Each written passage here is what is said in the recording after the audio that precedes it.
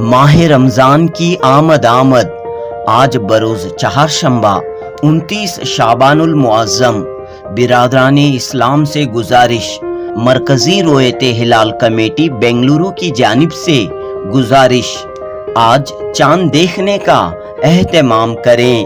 رویت کے عام ہونے کی صورت میں فوری طور پر اطلاع دیں۔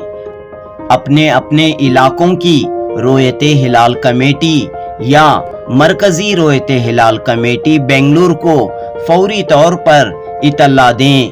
آج بعد نماز مغرب کرناٹک ریاستی وقف بورڈ کے دفتر میں میٹنگ ہوگی۔